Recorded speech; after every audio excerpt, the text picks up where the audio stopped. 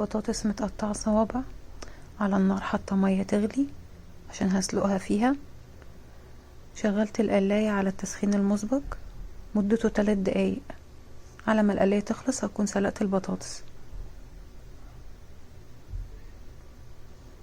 يدوب 5 دقايق بس على النار. القلاية خلصت تسخين، البطاطس كمان خلصت سلق. جبت مناديل ونشفتها علشان ما يبقاش فيها ميه، عشان تتحمر كويس جوه القلاية. مش لازم يبقى جواها ميه وهي داخله القلاية. وجبت تلت كوباية زيت حطيتها عليها وقلبتها كويس عشان الزيت اللي بيخليها تاخد لون وقرمشة. وشغلت القلاية على برنامج البطاطس 14 دقيقة على درجة حرارة 200. بعد نص الوقت معدة صفرت عشان اقلب، وقلبتها ودخلتها تاني. الوقت بتاعها خلص.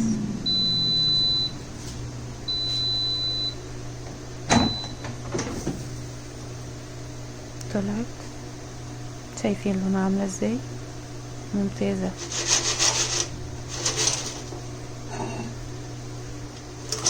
سامعين صوت القرمشة؟ مقرمشة ومتحمرة ولونها دهب، جميلة بجد. انا من الناس اللي بتقلي بطاطس تقريبا كل يوم.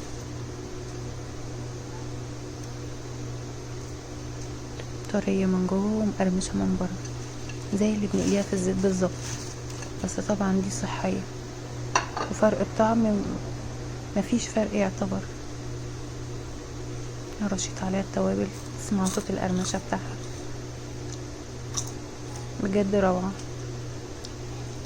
جربوا الطريقة ديت في قلي البطاطس، هتطلع البطاطس معاكم مظبوطة، لان في ناس كتير بتقول انها مش مظبوطة معاها. جربوا الطريقة دي ومش هتبطلوا ان انتوا تعملوها في القلاية. عملت كمان سمبوسة في القلاية، تلاتة مجهزاها. دخلتها القلاية وشغلتها برضو على برنامج السمبوسة، بيديني 12 دقيقة على درجة حرارة 180، بس هي هتاخد اقل من الوقت ده.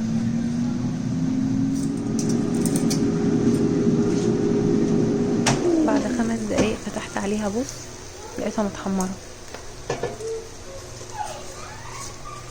قلبتها على الوش التاني، وكان في حاجات فعلا اتحمرت خالص مش محتاجة انها تتقلب، طلعتها. محتاجين بس نبقى نقلب بسرعة عشان الحرارة بتاعت الاير فراير ما تروحش.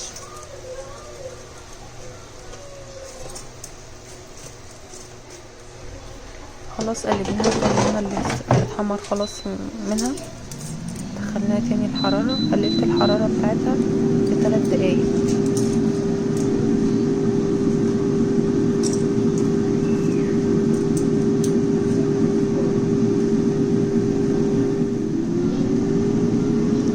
عدى دقيقة، فتحت عليها عشان اشوفها، لقيتها اتحمرت خلاص.